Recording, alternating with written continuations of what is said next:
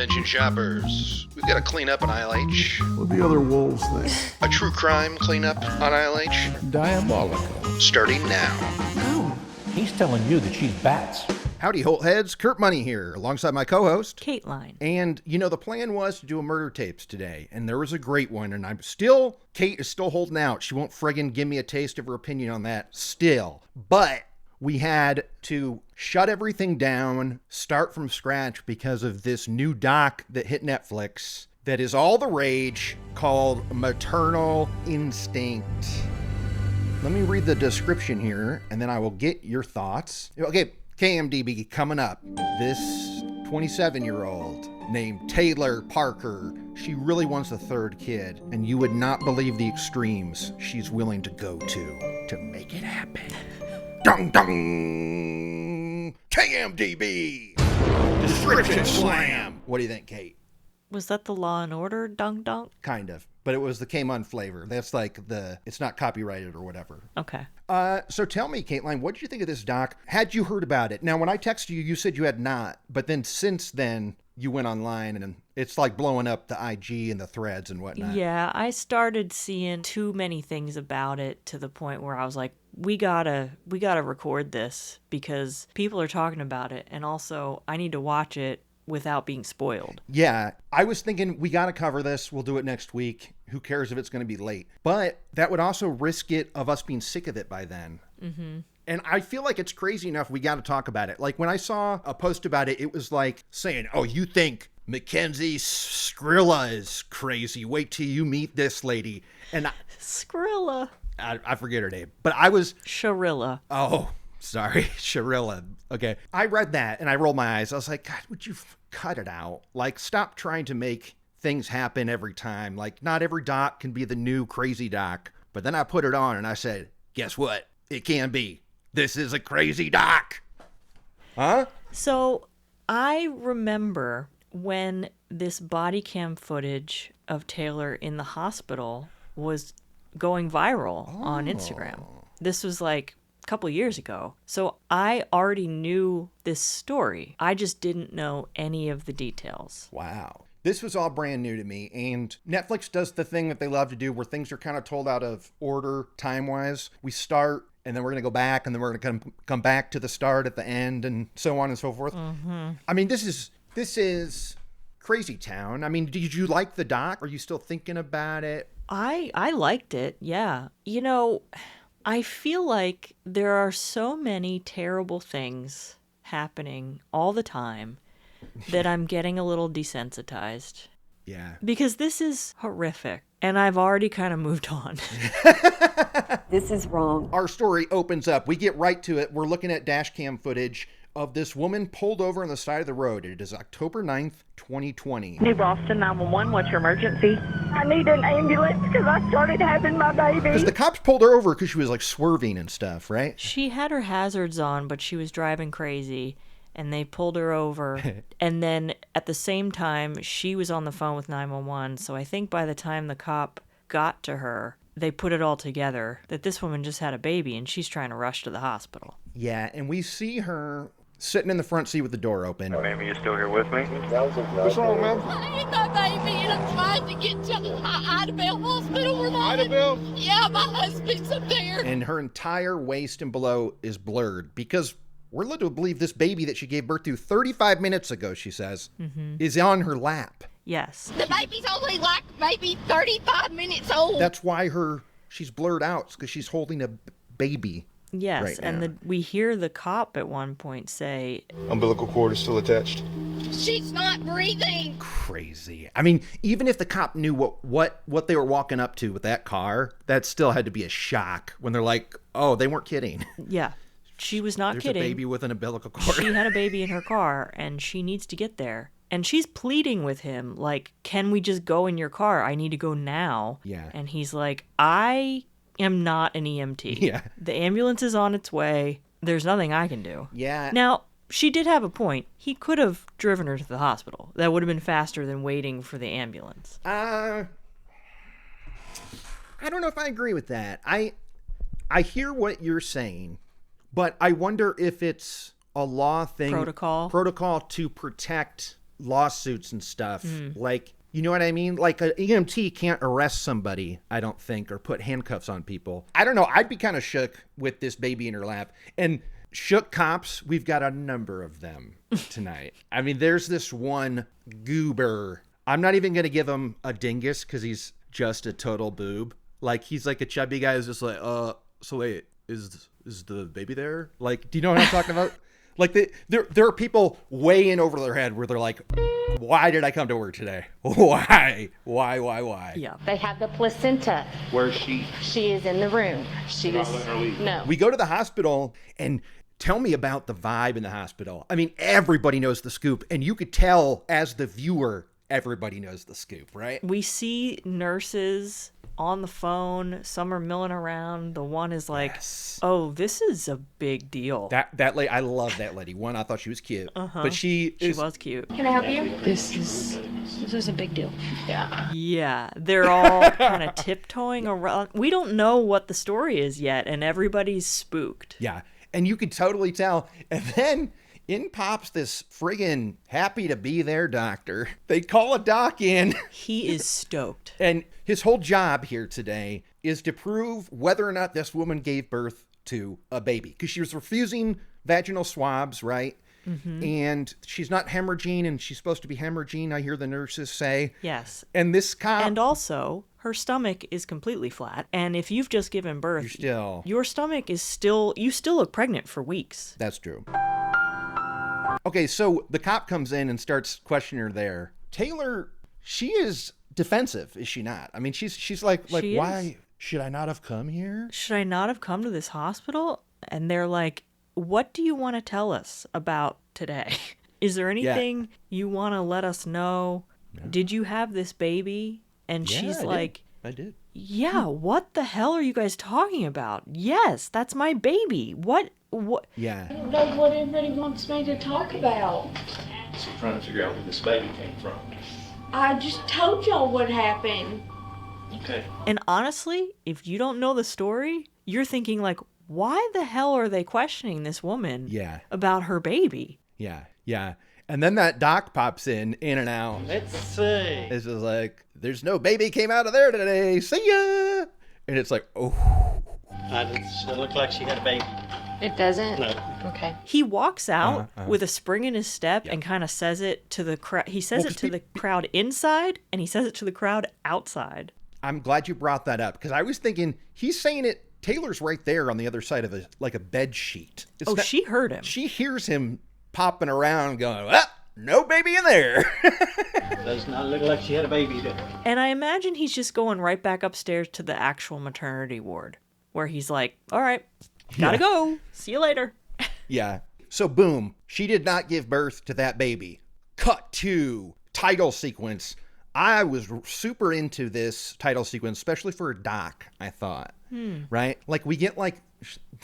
Believe me, we're going to be talking about some pregnancy photos and stuff. We're going to be talking a lot about photo shoots and stuff today. But there's one where she's looking sultry and sexy, she thinks, and she's pregnant and stuff. And it goes to this pink. We're zoomed in. You can see like the pixelation of a font, of like a wedding font that says Maternal Instinct. Like, honestly, it felt like a title for like a Emerald Fennell movie. Yes, I was just going to say some kind of, like, I don't want to say a Sofia Coppola, but, or like an early, like Wes Anderson, that kind of thing. Yeah, I was thinking of Promising Young Woman, which I don't remember what the title card is, but this vibe could fit that. It felt a little bit more cool than a doc would usually do. So I was kind of on board. Well, a woman directed it. Good call. We talked to her former friend. We talked to a lot of her former friends. There's one in particular whose name is... Hang on, I want to make sure I get it right. Do you remember her name or no? Oh, I know what her name is. It's Mackenzie, dog. It's freaking Mackenzie of all things. She is sitting there just defeated, right? She's probably feeling good to do this doc, to finally talk about this lady that ruined her life. But she is just, I kind of loved her vibe the whole doc, because she was just friggin' over it. She was over it. She was exasperated and exhausted. I almost feel like she was kind of slumped in her chair even. Yes. There was a lot of headroom Yeah. She was just like, whatever, just roll it. Yeah. Like, give me a cigarette. Yeah. And honestly, I don't blame her. Because they go like, what kind of person is Taylor? I do have more questions about her details. There's a few things. I feel like this happened last Netflix doc we did. I feel like there's a few outstanding things that I want more details on that we'll get into. I think that it's hard to describe Taylor because there's so many aspects to her and all her personalities. Okay, we talked to this friend. We kind of go back like a year or two when they met, and she becomes friends with Taylor, and Taylor's so awesome, and we're hearing how great she is, and she just wanted a man. She wanted to be a wife and a mother. Now, she did have 2 kids. She did. She had 2 kids. She had one when she was 17, and then I think one when she was 21. But she's got 2 kids already. But they don't live with her. No.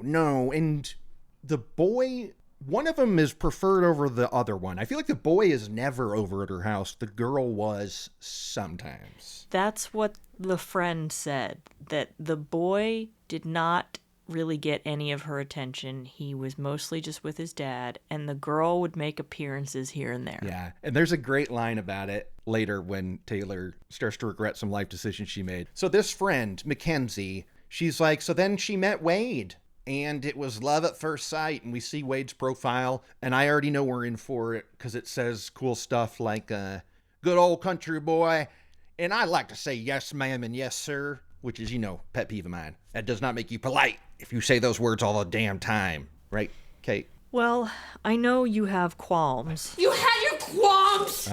About living in North Carolina and getting a sense that Southern politeness is a lot of times fake. Yeah. And but you know that I love Georgia. Of course. That's where Atlanta is, so of course you love it. And I don't mind the Southern genteel way of talking. I love the accent, too. I got nothing against the accent. It's specifically when people like this Taylor woman use it as a weapon, and then when people say yes, sir, no, sir, ad nauseum. Those are just 2 specifics that drive me nuts. But the accent is fun and stuff. I don't want to make it sound like I don't like Southern accents. Good, honey. But Wade, we see him in a talking head, and he's like a cowboy guy. Well, he already told you he's a good old country boy. Do I need to say anything else? He's a farm boy. He's taking care of animals. He's taking care of land. He's got a tractor.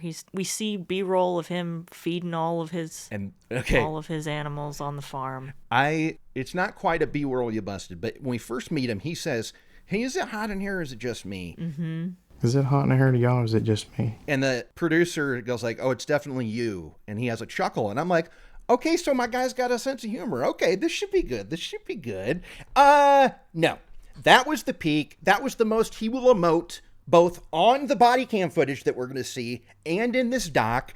And the B-roll is hysterical, Kate, because that's the only thing they could film him doing was taking feed out to his cows. Like, there was nothing else he could do. This guy is at least keeping it close to the vest when the camera's rolling. I mean, No.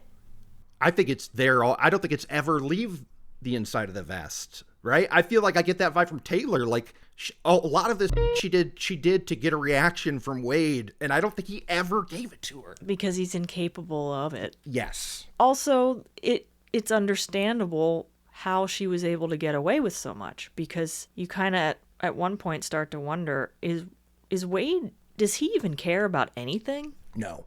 Well, one thing he does have a concern for, that he is a little bit of a fan of, money. And that, I think, is the key of what kept him around. And it didn't daunt. He did say that. There's some great meet cute stuff where him and his buddy Cody, where he's like, "Look, Wade, she's nice and you can talk to her and she has money. It's kind of like what you always wanted." She's got all this kind of money and stuff, and man, she's got a good personality, she likes to hang out. That's what you've always been looking for, And a lady you could talk to who's rich. That's what you've been after, Wade, your whole life. Like, there's one point where the neighbor goes, "Wade tolerated it. I think the money helped." And that's because, according to Taylor, her family is filthy rich. She's going to get an $8 million, trust fund from her grandma, but she's fighting it out with her mom. Her mom is super evil, we hear, right? Mm-hmm. Her mom doesn't want her to have it, so grandma is trying her best to keep her in the will, and it's very contentious. Taylor and her mother do not have a good relationship. No, and we never see the mom. We see a picture of her at one point. I needed to know way more about her mom. Her dad gets a mention. He's at a gender reveal later. He is. We don't get to see him. I don't know anything about her dad. I don't know. We'll ask those questions later, but I wanted to hear a hell of a lot more from her parents. Yes. Okay, we meet Wade's mom, Connie. This poor woman. What are your thoughts on Connie? Connie had a personality. She did. She also talked slow and was also very defeated. I mean, you could tell she's like not happy with her son. No, she's heartbroken. And just the way that all of this is unfolded, I think she's embarrassed. Yeah. He seemed like he was happy and people liked her. So yeah, Connie Griffin, that's Wade's mom. And then we meet Cody and Stephanie Ott. Now, Cody is a friend of Wade. Kate, you might have had a hard time seeing him because he was in head-to-toe beige camo. Yeah, he blended into the couch. I couldn't tell where he was. I liked Cody. I don't know. Sometimes I did. I didn't. I liked Stephanie. I liked Stephanie too. Cody was doing some stuff where he's making it sound like he wants to respect someone's privacy, but I think it all boils down to he just doesn't want to get involved and he doesn't want to spend the energy. I think there's a lot of that going on. And thank God his wife Stephanie ignored his ass, right? Mm-hmm. The women in this doc all knew what was up pretty early on and clocked it. And the men, of course, yeah, were either in denial or chose to ignore it. I think it's a mixture of denial and not wanting to have to commit to the energy needed to deal with it. They may have even thought, like, this is just our women being dramatic and women cooking up nastiness. Yeah. When it's like, no, these are facts. Yeah. We are analyzing them. Yeah. Something isn't right. Yes. Oh, and another thing that Cody's talking about how great Taylor was for Wade. And this is a term from a podcast I listened to. I didn't coin this, but Wade is looking for a good old-fashioned sex mom. In that what he likes about Taylor and what Cody says Wade likes about Taylor, there's dinner on the table when he comes home. If he asks her to do anything, she'll do it. Yes. Right? So she and Wade move in together pretty quickly. She forces it. She moves into his house. He doesn't really have a choice, but he doesn't say no either. And besides, like you said, she is pulling her weight. It's not like she's just sitting on the couch all day while he's working hard. She is cooking and cleaning and taking care of the house, and everything seems fine. She would make sure that she had a good meal cooked when I got home from work. She would take care of the animals. Anything I asked her to do, she would do, so. Yeah, although the reason why she moved in, at which point are you thinking that you would have pulled the plug before Wade? Because she was like, I should just move in with you to protect me from my mom coming after me. These are weird things to deal with. Like, weird. They just started dating. It was also weird that they noted she didn't really have any belongings at all. She moved in with like a bag. Yeah. Which doesn't sound like someone who comes from family money, right? No. It also doesn't sound like someone who doesn't. It doesn't sound like a person. No. It sounds like a con artist. Like a scammer. Yeah. Yeah. But you see the pictures of them from when they were first starting to date, and they do look like they were having a great time. Like, I buy what Cody was saying, that, you know, she's a cool girl. She can talk. She can throw back beers with the gang. Like, she's cute. I don't know. It all looked kind of on the level to me. Yeah, in some of the pictures, I'll give you that. You don't think she was pretty? I did not. I think a few of the pictures, she was okay, but she's doing all the photo tricks too. Yeah, she's doing the high angle. She's got a lot of the eyeliner on.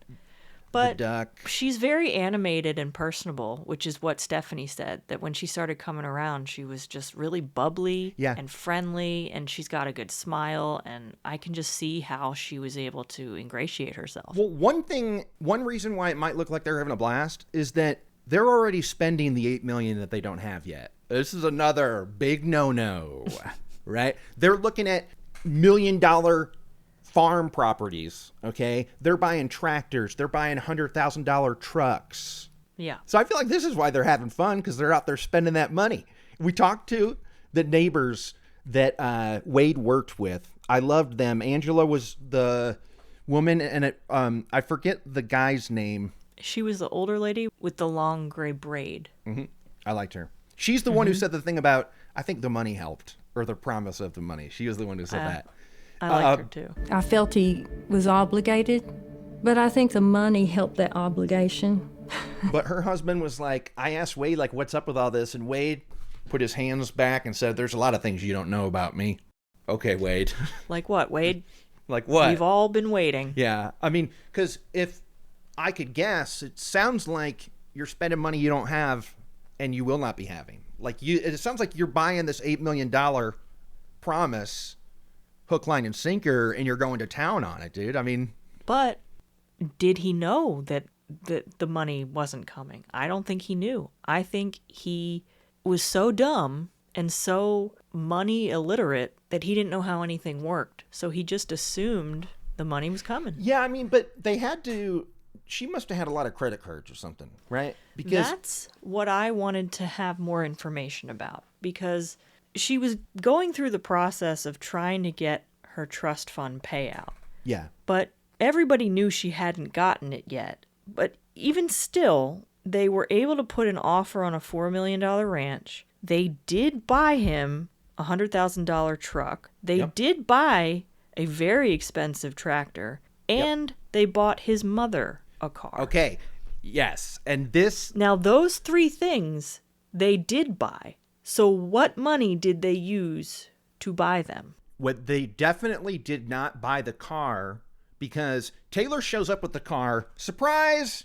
You said you always wanted a car. Look, here it is. This is yours. And then a few weeks later, Taylor calls and says, hey, can you just leave the car in our driveway? The dealership wants to check something out. And then the mom. There was a recall on the car. The dealership's coming to get it. Yeah. And Connie doesn't have a car for a while. She calls the dealership. They're like, there was no recall or anything. But then she finds out from the dealership that nobody's making payments on the car. They had to take it back. So, like, they did not buy that car. They probably put down $1,000 to walk out the door with the keys, right? Yeah, but they didn't make any of the payments, so after like 3 weeks, it had to go 3 back. weeks. Yeah.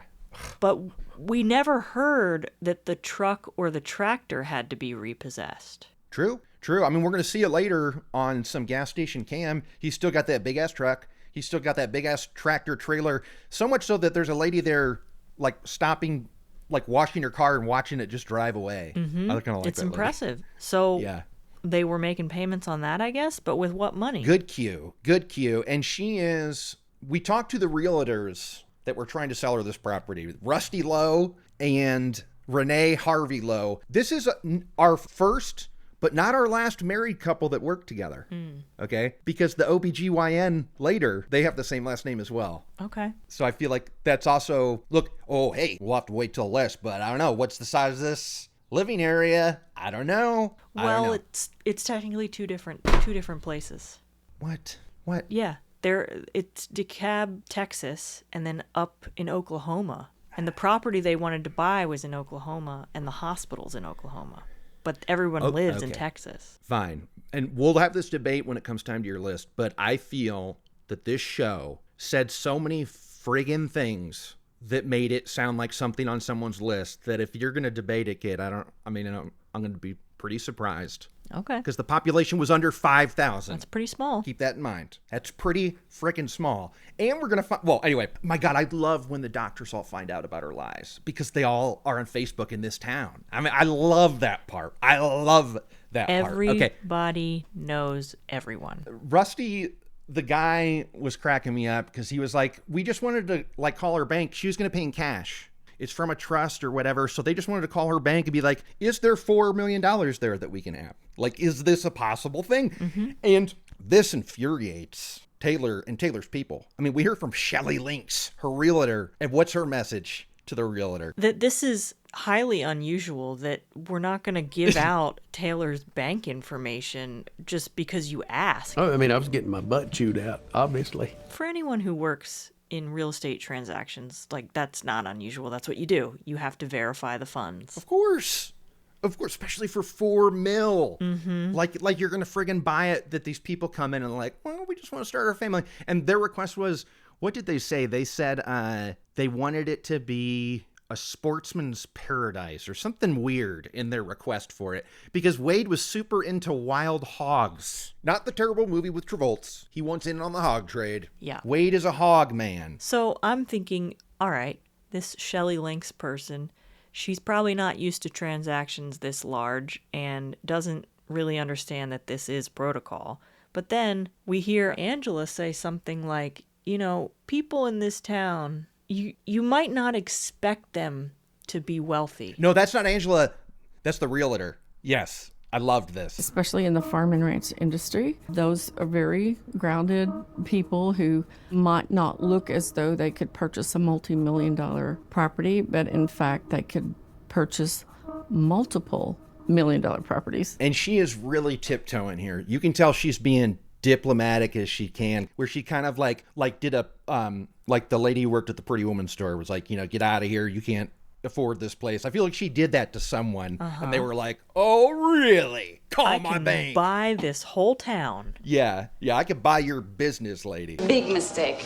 Big, huge. Of course, Taylor's having a hard time coming up with the proof here. Shelley Lynx, her realtor's not helping out, and now is when she says, okay, look, dudes, Rusty Lowe, contact my Uncle Butch. Okay, he's going to get you two $150,000 payments so we could get $300K down. And then the lady, the diplomatic lady goes, and then that didn't happen either. We tried to get a hold of Uncle Butch, couldn't get him. Yes, yeah. And now is when they're planting the seeds of it's not all hunky-dory, because we're seeing a lot of text and stuff from Taylor's phone and other people's phone. And she's like, Wade's ignoring me. I bought him that new truck and he doesn't care.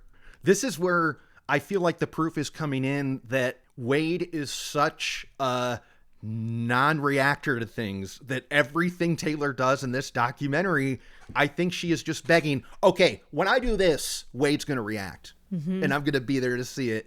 And it never happens. Wade's going to tell me he loves me. Wade's going to be so happy. That is a bomb drop later when we find out that he hasn't even said I love you to her. And they're like living together and stuff. Yeah. It's wild that she would move in with him without them saying I love you to each other. Well, yeah, and clearly getting in bed financially. I mean, this is all funny money. Sure. Right? It's not like we're ever going to see this $8 million, but she's spending something with him. Like their names are on things together, I assume, right? Mm-hmm. But we talked to the neighbor, Angela. She is a chiropractor, and she tells us about one day Taylor came over, and she was so excited. But she didn't say that word. She said another word. Do you remember what word it was, Kateline? If not, we'll kick it to the list. Ecstatic? Yup. List item early. The word of the friggin' day. Ecstatic. Happened again. Wow. She came in, she's just real ecstatic, real happy. I hear it all the time in our shows now, Kate. Okay? It's very strange that that's the word that people go to now. Yes, it is weird as hell. This is where we're starting to get into Taylor might be a little bit of cuckoo bananas, because she says, I feel pregnant. Now, I wish that they made tests that would, tell me whether I am or not. But what I want you to do, chiropractor, is inspect my aura and tell me if I smell pregnant or something, right? Like, what does she want this chiropractor to do? She's saying my aura has changed. Right. I know I'm pregnant because the vibes are different. And the chiropractor's like, No. I'm a chiropractor. Yeah. I think she wanted a Reiki healer. A what? A Reiki healer. They can sense vibes, or, they tell themselves They say they, yeah, okay. But that's all about energy moving over the body. Okay. She starts asking Angela for advice of like, well, when should I tell Wade? And Angela's like, you don't. Go to the doctor. Go to the doctor and see if you are pregnant. Do not tell him you're pregnant without checking.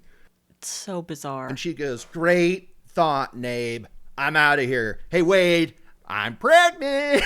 Like, she can't wait to tell him. No. Right? She tells him immediately. Yep. And eventually she does go to a clinic and she shows some kind of result saying she's pregnant. Yeah, because now she wants to do a gender reveal now. And she's planning with Stephanie. And boy, there's a few decisions people make in this doc where I'm just like, you should have like Googled fun ideas or something. You're like, okay, well, come on. Are you with me? With their gender reveal is to strap a pink bow on a cow and be like, it's a girl. Well, What do you think? I'm really against gender reveals in general. Same. I say don't do them. At all. It's weird that most of them involve polluting the planet. This one didn't. No. It's either polluting the planet or like it could go really wrong where someone gets maimed or injured. Or died, like I texted you recently. Mm-hmm. Right? This one was pretty safe and chill and didn't hurt the planet, but it was completely unnecessary. Also, she had it when she was only 3 months pregnant. Yeah. Yeah, and she basically asked Stephanie to throw her this baby shower. And this is when Stephanie's like, I don't think she has friends because she's way too excited to tell me about this baby stuff. Like, you know what I mean? It's like she's telling me all the stuff she would tell her girlfriend or her sister or her mom or something. Mm-hmm. And so they decide to throw the party, and they say it was awkward as hell. Yeah. And we see god-awful cell phone footage of it, and it is. This is 2020 this is happening. By the way, not a COVID mask in sight this whole documentary. It's all in 2020, and nobody, except for a pastor at a funeral, is wearing a mask. That is true. All of this, all the things we're talking about happened during COVID, which in some ways will help her. Right. But she's like, okay, it's a girl, and I've got this piece of paper that says so. And she emails this proof, and we see it and stuff. And sure enough, it says she is pregnant. She tested positive, blah, blah, blah. But Stephanie's like, hey, girl, this is 2016 on it. It's 2020. What's up? What's going on here? And what's Taylor's big excuse? Well, she says, the clinic was having printing issues where they were all saying the wrong date, so they're gonna reprint it and send it to me. But they said everything else is correct. Yeah. Again, this is where I go, something's fishy. Mm-hmm. This was wild. That document that talks about her being pregnant and stuff, it has her birth date on it, and it says 1990. Now, what's interesting about that? Do you remember the beginning of this documentary when the cops ask her how old she is? She goes, well, I think I'm 27. I was born in 1992. How old did you say you was? 27. 27? I think I was born in 92. Okay, so that's a lie too? Like, which one is it? Is she born in 90 or 92? You know, she's lying about everything. It makes sense that she'd just lie about her age as well. Just so caught up, like, can't keep them straight kind of thing, right? Mm-hmm. Like, I bet she'll forget sometimes. She's, oh, yeah, I did lie about my age that one time. I forgot. I got to keep that up. I get it when old people in their 70s and 80s lose track and they're like, wait, am I 78 or 77? Yeah.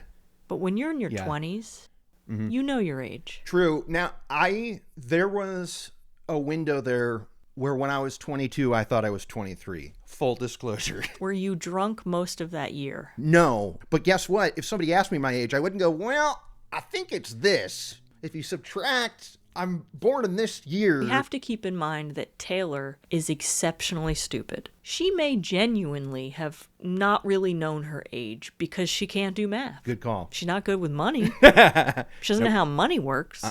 She does not. This is also, now that we know it's going to be a girl, wink, wink, Wade is like, well, there's this name I've always wanted. And this is a classic.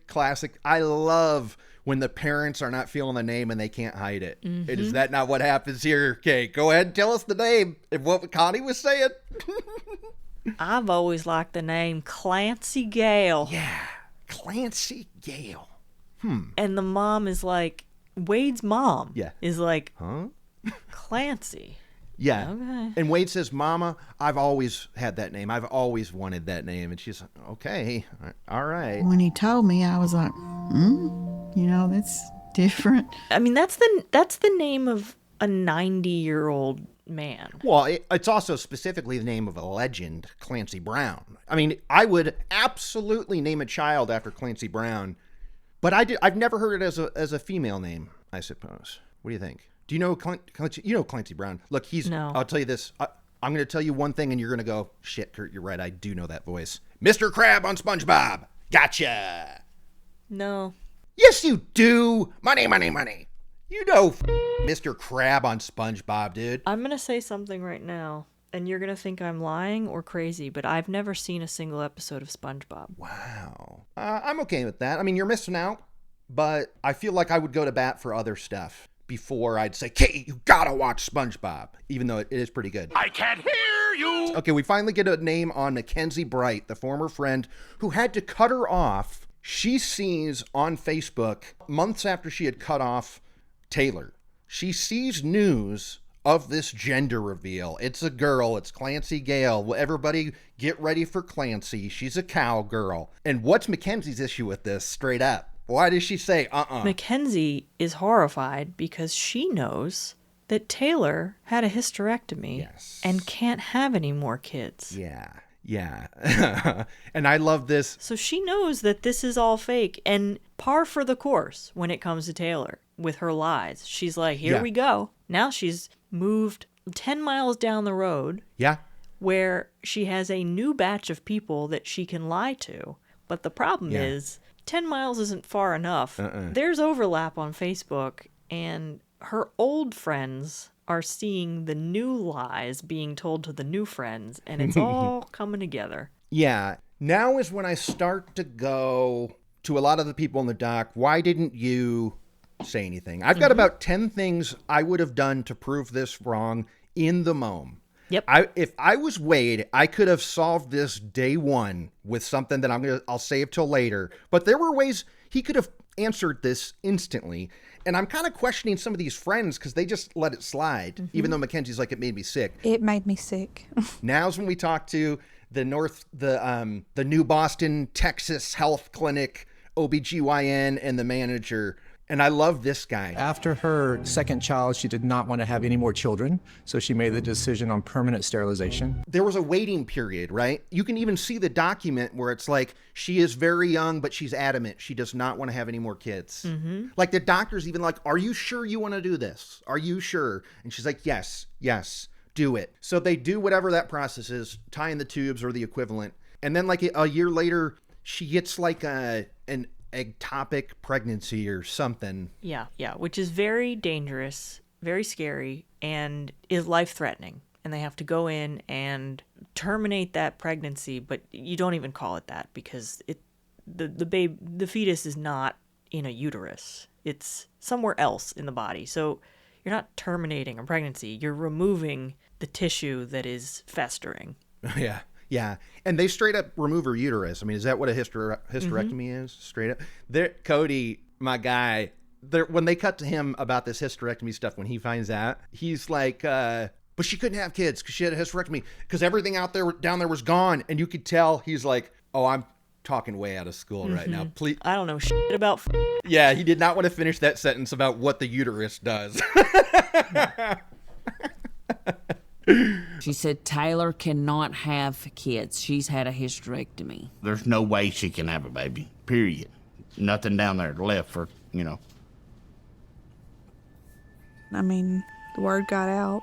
This is also, we see some text on screen that say all text searches, all the computer searches are court records. So they don't say it every time that this is what she did, but they tell us this once, so we assume it throughout.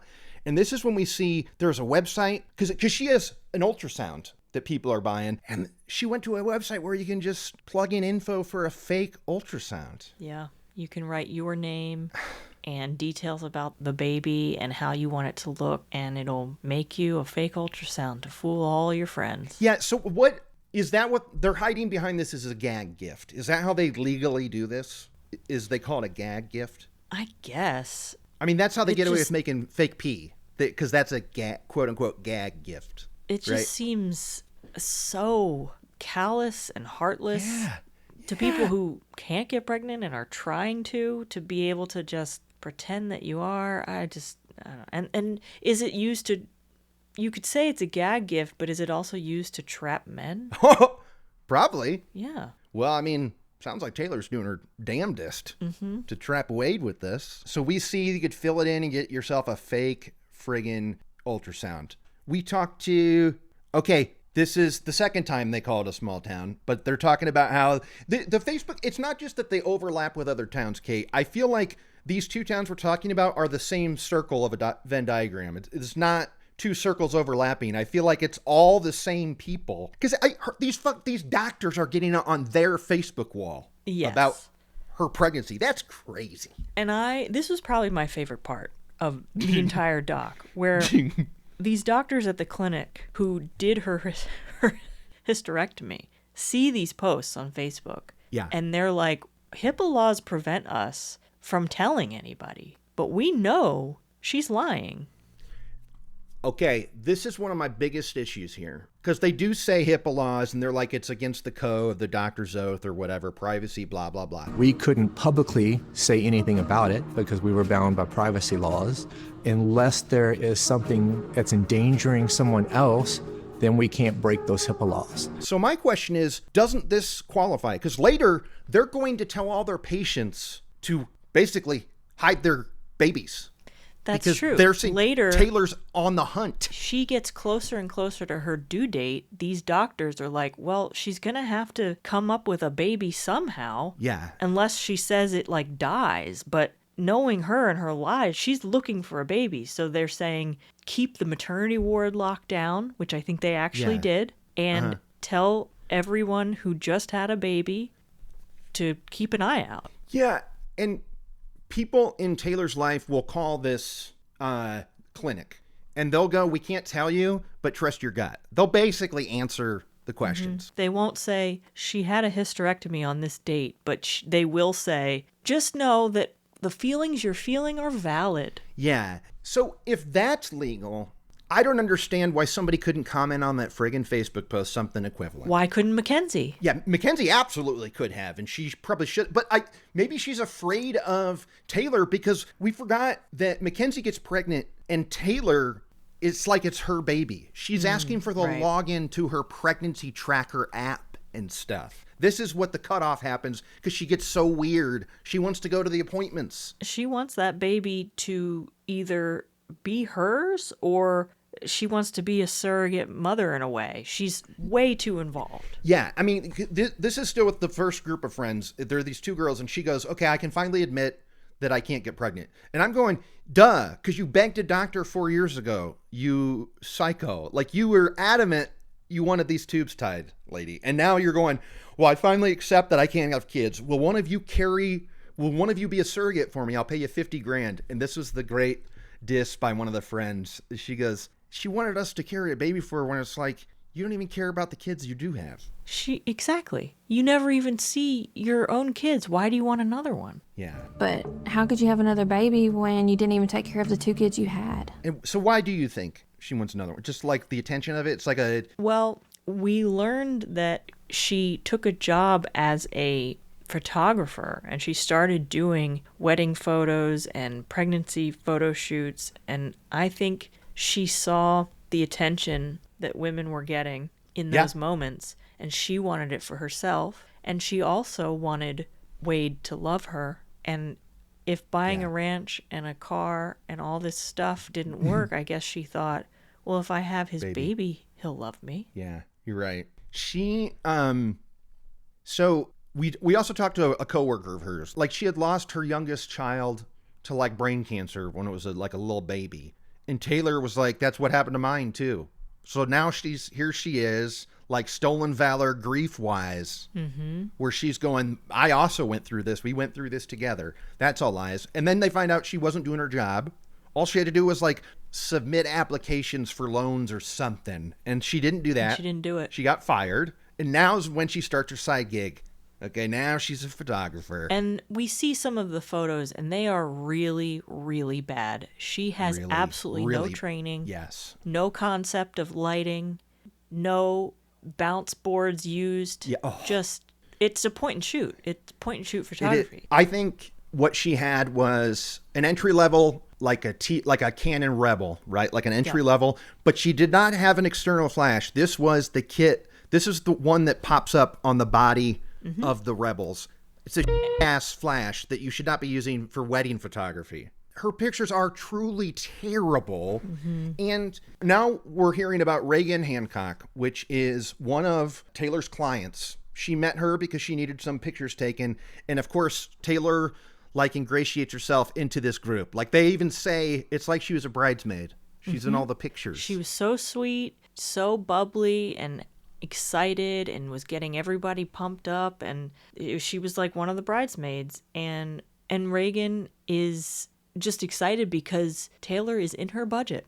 That is literally what they said. This frustrated the hell out of me as a freelance guy who's heard this crap is they go, we're talking to Reagan's mom, and she goes, and, she was trying to stay budget friendly. She was trying to stay budget friendly, so this person was ideal for that.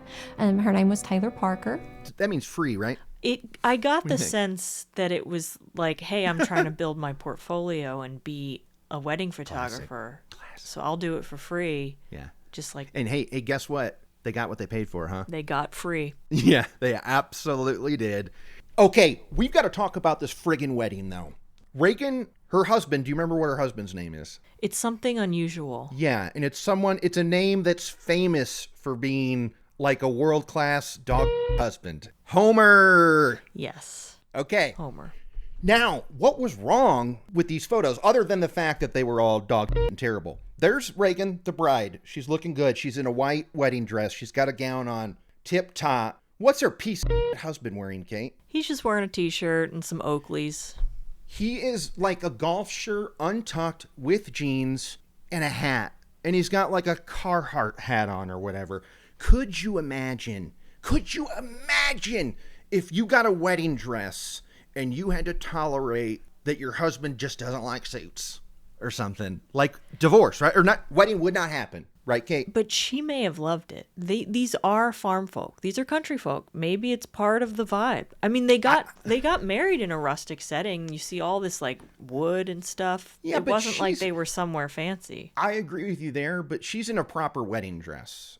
She looks great. She's in a whole dress and makeup and hair done. I agree. But I also feel like she probably didn't mind. I think Now, she pretended to not mind, Kate. I you think and she I would be absolutely livid. minded. I have a lot to say about even people who do put on the tux and like try to put in some effort, that they still, men today, they still rock the scruffy short beard where it's like patchy, it's not long or thick, it's like the Yeah.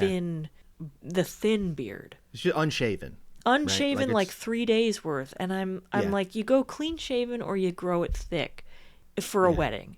You can do that middle in between nonsense anytime, but on a Yeah, if you wedding, want a neck beard so bad, you can do it on your own time. Like, I've started calling it a wedding beard because millennial men just be doing this, and it's awful. They're slobs, all of them. all right, so now it is June 2020, and she's searching for fake pregnant belly. And we're seeing it, a fake belly on Amazon. It's $162. And Wade says, this is the only time I'm going to give Wade any credit, is he would try and go to the doctor with Taylor, but something would always come up where it's like, oh, he can't see you. And also originally COVID, she had to go in there alone. So this is where it's working in her favor. Yeah. You know she went in there and went right into the bathroom and never even went to the desk. No, she had already printed out all this stuff. Like she had that in her purse on the way there that said, pregnant from 2016. Oops. There's an off-camera question from producer to Connie the mom. Did she start showing a belly? And this is where Connie gets a little dig in. She goes, well, she gained weight, but it wasn't very much in the belly area. What a dig. Get her, Connie. Get her. Oh my God, I loved it. Now, we also see footage of her like showing her belly kicking. How'd she do that? It is moving, is it not? Apparently, but it's very close up. So she could just be like punching it from the side. Yeah, you're right. Or like clenching her butt or something. Like it could be something. I've worn one of those prosthetic bellies before. They are very substantial. I mean, if you get a nice one, they're heavy and they do make you feel like it's like you are carrying around that weight. And I can see how you can move it to make it, since it's silicone, it's easy to bump around. But even if people come up and touch it, it feels realistic. To touch the bare belly? Not the bare belly, but through a shirt. Yeah, it feels real. Now she's rocking a fake belly, and we see a ton of pictures where sometimes she looks super pregnant, sometimes she looks half pregnant, sometimes she doesn't look pregnant at all. There's a lot of fun of that, right? Like photo. Like she's a different thickness every photo. And then we hear Cody is like, and then Wade told me, man, I haven't had sex in like 4.5 months. And I was like, what? Now Cody's like, oh, she's not the perfect woman, dude. She's couldn't not believe it. perfect. He couldn't He believe could not. He was like, Cody, we ain't had sex in 4 months. I said, dude, what? Okay, so it's August 2020, a month before the due date. This is when she reaches out to another wedding photographer who was also a delight. This woman's name was Kelly May May. Kelly May May. May, Kelly May May. She is a wedding photographer. Not just that, she only does Western wedding photography. That's it. She does. She loves it. Engagement photos, pregnancy announcements, anything that's Western related where there's like a horse or they're outside. It's all very one with nature. It's pretty cool. I have a friend who did a photo shoot like that before her wedding, and it was out in, a ranch in Wyoming, and it was dope. Yeah, I mean, we did engagement photos that was out in the middle of nowhere. I mean, horses weren't involved, but it was like a rustic, like it was the same kind of setting, just without a horse and stuff. So I get those photo shoots. I just never heard somebody say, I only do Western weddings. Like, it just feels like, really? Like, somebody just wanted a wedding. You go, no, sorry, I need bolo ties. I need spurs. I need a horse at least. And this lady's cracking me up because another little funny shade throw is she was so excited about it. And she said, I want to do a thing where I'm laying on my back on the horse and Wade's over there holding the reins. And she goes, just a suggestion. That was her idea. As in, like, and then she like clocks the cam as if to say, like, that wasn't my dumbass idea. Yeah. This lady was a treat, huh? Didn't she have a look to her? What do you think? Come on. Yeah, she had a look. Yeah. You could tell that was what her job was. Yep. That's true. Okay. Stephanie has a sister-in-law reach out. Now is when the ball starts rolling on people poking their nose in where they need to. She goes, you got to talk to this girl, Mackenzie. She says Taylor had a hysterectomy and cannot have children, so she can't be preggo. And this is when Cody says, hang on. Where'd it go? She can't have a baby, period. Nothing left down there to, crickets. Thanks, Cody. Thanks, Cody. Now rumors are going around. Like, people are talking. This lady's saying she's pregnant, but she really isn't. She had a hysterectomy and all this. And Stephanie she's contacting Mackenzie. She's getting the scoop. But Reagan didn't believe the lies, and she trusted that Taylor was pregnant. Yeah, and this was something about Reagan that people admired, that she was very trusting and understanding, and when people had nowhere else to turn to or no support, they could always count on her to be in their corner. Yeah, that's true. That's true. So Taylor was after shooting Reagan's wedding, Taylor just became closer and closer with her and was trying to, I guess they were spending time together talking about their pregnancies. Yeah, that's true. They bonded over that. And Taylor was even telling her, like, people don't believe me that I'm pregnant, and my mom is spreading all these lies, and everyone's against me. And Reagan's like, wow, that's terrible. Yeah, and Connie, Wade's mom, has been hearing this for abs, right? And she's finally taken a step back, like, okay, Wade, I've tried, but whatever. Wade, she is not pregnant. You have to believe me. And he's like, nah, mama. And she's like, all right, whatever. Yeah, I'm done. I'm out. But Stephanie Ott says, I'm not out. I'm stepping my game up, y'all. And this is where I go, does Stephanie want to be the all-star today? She does. Very much so, yes. She kind of wants to be the all-star. And because she's texting her going, so what you're telling me is that you're not pregnant, you pretend to be pregnant, but your mom lied about you being pregnant, but you are pregnant? And then this is what Taylor responds. Yes, bingo, exactly. She's crazy. This is what I've been trying to tell you. Yeah. And Stephanie just I loved the text when she was like, so you're saying this and this and this. And it's so clearly like nonsense. Uh-huh. I know something was off. She's like, so your mom made all this fake documents and stuff. Why would she want to pretend that you're pregnant if she doesn't want you pregnant because of the inheritance that she's worried this new kid will take? Like, none of it makes any sense. No. But everything I would say, she had something to say, even though she sounded like a idiot. And mind you, it is now like 9 months into the pregnancy. It's maybe even 10. Like, people are like, wait a minute, when are you due? Yeah, I mean, it does get to a point where she's in her 10th month. Stephanie talks to someone who knows Taylor's aunt, and that aunt gives Stephanie the number to Taylor's mom. So now Stephanie calls Taylor's mom is like, please tell me about your daughter. What's the story? And what's this mom's reaction? I got issues with this mom here too. She doesn't really want to be involved, first of all. She's like washed her hands of Taylor, but she's like, Taylor's a liar. She's not pregnant. Like, she had her tubes tied. There's no money. We do not come from money. That's all a lie. Like, we're poor just like y'all. Yeah. And oh my God, we didn't talk about, it was so flippin' awkward that Christmas where she's explaining about the property they're buying. Yes. Oh my God, is it so awkward. There's this like cousin, some dude on the couch who's not buying it for a second and wants to be out in the garage, like They're drinking all- a beer, smoking a cigarette or something like that. They're all with Wade's extended family. And Yeah. we see footage of this, but we also hear commentary later. Taylor is on a stage. She's front and center in this living room telling them about the ranch that they're buying and how incredible it is. It's got the house and all the barns. It's that part. It's got one big barn on it, and then it has, I guess, it's kind of like a makeshift half house. And like you said, all the good old boys are sitting on the couch, A, bored out of their skulls. Oh my God, yes. B, confused because they know how much money things cost. Yep. And C, they are also a little jealous, if true.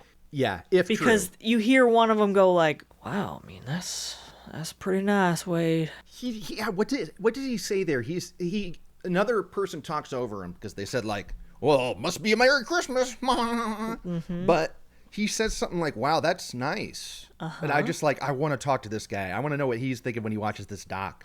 Because you've never seen someone so awkward at a family Christmas. Wow. That's a super cool place. Well, Merry Christmas. They're all sitting around just staring at her like, and she's okay. just standing going, We're so excited. It's so great. Yeah. So Yeah, many yeah. hugs. Y'all are going to love it. Yeah, so Stephanie tells Wade this. I talked to Taylor's mom. She had a hysterectomy. There's no money. There's never been money. And Wade's dumbass, what's his response? Wade's like, she is lying to y'all. She has been lying from the beginning. It's all her trying to destroy Taylor. Yeah, it's all Taylor's mom, he's saying. He's saying that Taylor's mom is a big liar. That's all it is. She's trying to sabotage us, blah, blah, blah, which is crazy. And Stephanie's like, why, Wade? Yeah, and here is where Cody says, I'm not about that drama. I don't care what other folks do. I ain't about the drama. I don't care what other folks do. No. I kind of just wash my hands, Which is code for, I don't want to deal with anything. Let me walk away from this. This is kind of where they part ways for a little bit, because this causes major drama between them, and now they're not speaking to Wade after this. No, and old Cody gets a little teary-eyed about it. Another search term, newborn adoptions. So now we're really getting towards it. We're at the due date or after it, so she is frantic. And this is what those doctors warned of. They were like, that due date's going to come, and she's going to be looking for a baby. So here we are. It's weeks after the due date. We're talking to the doc, and they had to call in a code pink, is what they called it, where it's like, lock up your babies. This lady, we got a baby crazy lady coming in, right? Code pink, lock them up. Which, good on them, but I go, now is when you can tell people, like, this is you, because you're locking the doors for the safety of these babies. So clearly there could be harm here, right? Don't you think that? Or at least get the police involved to do like some kind of wellness check on Taylor, some kind of like psychiatry thing, because she's unwell. Yeah, I'm just continually shocked. One, that her doctor saw this on Facebook and that they knew what a threat she was. That they're like, okay, code pink, like, let's try and prevent this as best we can because they know that she's friggin' loco. And maybe that's all they could do. Maybe the resources in this town just aren't there for psychiatric treatment or for the police to get involved and try to put her in some kind of hold. Right. I don't know. So now it is October 5th of 2020, weeks past the due date. Taylor wakes up. This is when they're supposed to like go to the doctor or something. She wakes up and goes, oh, Wade, house is on fire. Sorry. Can't go. And Wade wakes up and says, well, I put the fire out. And then he went back to bed. And then she's like, oh, well, now we can't go because there's a bomb threat at the hospital. And he says, bullshit. And she says, check Facebook, Wade. And he looks on Facebook, and sure enough, there's a bomb threat because she called it in. Which Connie, Wade's mom, says. That is a great love because she's the one who called it in. Oh, my God, that was awesome. She said, they had a bomb threat this morning. There was a bomb threat. Sure was. Because you called it in. Another Google search thing. Video C-section are her search terms. What? So now it's getting scary. She's learning how to do a C-section. Just a quick YouTube toot. Let me just watch this 10-minute toot. I could get in there and slice and dice and get that baby out of there. No. Okay, October 9th, 2020. Here's their game plan, Wade and Taylor. They've got like $6,000 worth of hogs that they have to move. Yeah. And so the plan was they were going to drive together to drop them off, which is like 5 hours away. And then they would go to the hospital together. But right when they're about to leave, Taylor goes, change your plans. Okay, I'm going to go to the hospital right now. You go ahead and deal with the hogs and then meet me at the hospital later. Okay? Which makes no sense. If you're about to, thinking you're going to go get induced or go into labor, and you tell your boyfriend to take a 10-hour trip. Yeah. What? Yeah. So Wade finally is talked into it. 4.5 hours later, he gets to this place, and the guy that he supposedly was, that he thinks he was texting with, is like, I don't want to buy your hogs. And we see the hogs. Like, it's a ton of hogs on a giant trailer. It's a big-ass, long-ass drive. We see the texts that are supposed to be from this man talking about buying these hogs. And he's like, that's not my phone number. I didn't talk to anyone named Taylor. Like, I talked to someone named Taylor like 2 months ago, but... And then I ghosted her. Like, he's like, yeah, and I never wrote her back. But I didn't confirm anything. Yeah. So now here is a scam. And Wade doesn't know what to do with it, so he just does nothing, which is interesting. Because now we're kind of back at the beginning of the doc, where she's in the back of the cop car, and she's flipping out, and she calls Wade. And I want to know where in Wade's trip this happened, because...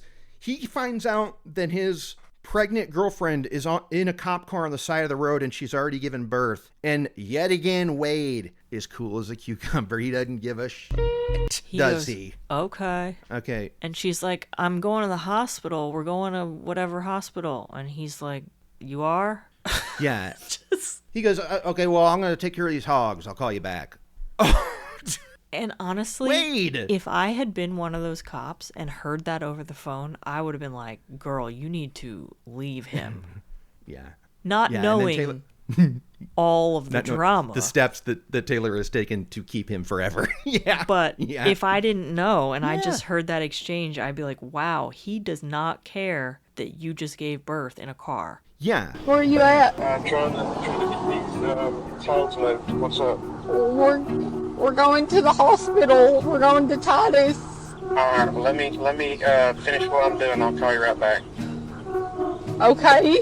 All right, bye. And we hear later there's a recorded convo with her where they're like, was Wade excited? And she's like, he was never excited. He was never excited about the baby. And I'm going, and this is when you said I'm going to make all these choices, and then he will get excited. Yeah, if he wasn't excited, you could have just faked a miscarriage and a moved month on. In. Yeah. Yeah. Oh, it's important to say that the day before all this goes down, Wade's mom has like a come to Jesus moment with Wade of like, ask her these questions, like seriously think about this. And it kind of gets through to him, right? Because he's asking Taylor these questions now. Yes. And she says, point blank, she goes, I'm going to come home with a baby tomorrow and prove everybody wrong. Whoa. Yeah. Right? So she's committed. She's freaking committed. She can't have a baby, but she's pregnant. She's coming home with a baby tomorrow. So we are back with the 911 calls, and we're talking to Reagan's mom, and this is where the bummer sets in. This is where the doc goes from like, oh, look at these funny, dumb rednecks to, oh, fuck. Yeah. So nobody can get a hold of Reagan. Homer is calling the fam going, I'm texting her. It doesn't sound like her. I call. She doesn't pick up. What's going on? So the mom goes over to Reagan's house, and she takes a step in, and she sees the body of her daughter super bloody, and it's like the place is trashed and covered in blood, right? Mm-hmm. So she like gets the hell out of there. Her husband, the stepdad, comes over, and she's like, don't go in there. And he's like, well, so then I had to go in there. Yep. And they're like, well, okay, where's her 3-year-old? and they're listening. They can hear there's a kid in the house somewhere. So they've got to go in and get this poor kid out. But the stepdad can't he's got to step over the body of Reagan to get to this kid, and he can't do it. They have to have a neighbor do it. They have a family friend do it for them. So the kid gets out of there. So now Reagan's mom is on the scene. She's still obviously in terrible shape, but she's telling the cops she was 36 weeks pregnant. Like, can you just confirm how her baby is? And this is where the dope cops are in over the head, where they're like, well, we have to roll her over to find out. Like, and they debate about this, right? They're like, okay, we're going to have to roll her over. And then right away, they roll her over and there is no baby. The baby has been cut out of her. Yeah. There's no baby in there. No. No baby in there. So this baby that she was carting around her lap with the hazards on, trying to drive to the hospital, she went over to Reagan's house, did her own C-section, tore the baby from her womb, and then tried to go to the hospital with it. Mm-hmm. This is a next level of crazy I've never encountered before. It is, and it is exactly what those doctors predicted. Yeah, you're right. Because it wasn't out of the realm of possibility in their minds. Right. Yeah, and it's so sad because the mom who was sitting there telling the cops, do this, her and her husband, they find out about this because of a headline they saw online that was like, baby ripped from womb, mom murdered. They're like, that's how we found out that she had taken the baby. Yeah. Woo! I guess she didn't consider after birth that she would have to get the baby breathing and suction it and stuff. She didn't think that far ahead. She just thought, I'll do this surgery and get the baby out. But we learn more details about the surgery that she performed. Yeah, because at the trial, that the OBGYN is like, I broke because she did it like backwards and tore the baby out underneath the womb or what, like underneath. Yeah, she went in from behind or something because she's so stupid. She did it backwards. The baby was never going to live. No. So she didn't watch that YouTube video clearly enough. Yeah. God, they may have still been at the hospital, or did they go back to the police station? But they are interviewing Taylor. They're getting a little mean now about it. They're like, we're past the bullshit. Mm-hmm. Like, we know this and this. And they're playing an interview with her, and they get her to admit that this was Taylor's reasoning. She said that Reagan was begging me. All she said was, she kept telling me, take it out, take it out. Get my baby out. Okay, like, Taylor, really? You think that's gonna fly here? I mean, the cops are like, no. And then we see the moment where Wade is told this happens, and the cops are so flippin' funny about it. We're like, all right, well, so we just found out that, like, your girlfriend, like, took a baby out of a girl's stomach, and now the baby and the lady are dead. Like, they say it in such, like, a matter of fact, no big deal. Looks like she killed a woman, cut her baby out of her, and then passed it off as being hers. And Wade follows suit and just goes, wait, what?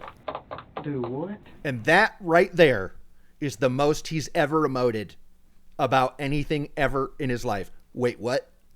He took his hat off. Oh my God, you're right. He took his hat off and he goes, well, everybody tried to tell me. Yeah. My whole family said she was lying. Yeah. I don't understand. Like, what would make you raise your voice? I don't know. And his mom, I think, agrees with us. Yes. Yeah. She's so tired of him. Yeah. And because so she goes to trial and she gets death row, right? And this is in Texas. So she's on death row and she's trying her appeals. But right now she's on death row. And you know that Judge Money's courtroom, I flip and flop sometimes with the death penalty. Mm-hmm. I'm usually against it. Sometimes I'm for it. Guess what? I think we should get her out of here ASAP.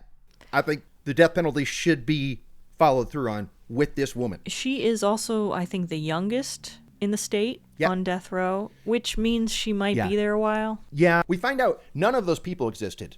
Uncle Butch, Shelley Lynx. These are all, she had multiple phones and voice changers. She was like Ghostface from Scream. She was pretending to be her uncle. She was pretending to be the money manager. Everybody. Yes. It was all a ruse. Death row. Okay. Yeah. And then this is when the mom is like, I love him dearly, but I just wish he had listened to me because, and she goes, people avoid him. They hate him for it. And they always will. She's like, this is going to suck for him forever. Yeah. And you know, we're with her. Because if he had been more clued in, this could have been prevented. Yeah.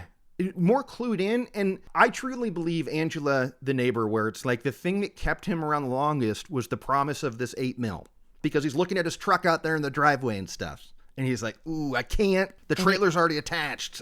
It kind of speaks to his character. Like, everybody in town thinks he's a bad guy because he cares more about money. Yeah, or he's so stupid and doesn't ask questions of his family. And do you know what I mean? Like, it's this is just such like a textbook example of what's wrong with men today, in a way. Like, other than them being murderers and monsters, it's this just so disengaged with f***ing everything. Everything, right? But he did reconcile with his buddy. Yeah. Because at the end of the day, they're like family. Yeah, and I'll give Cody credit. He went over there and initiated that. I don't think he would have. I don't think Wade would have. I think Wade would have. No. He would have gladly talked to no one ever again. Just his hogs. Yeah, which we see him feed over and over again. The end of the doc, so this is crazy. This reminds me of the Seinfeld where George lies to Susan's parents about owning a place in the Hamptons. And Susan's parents call him on it.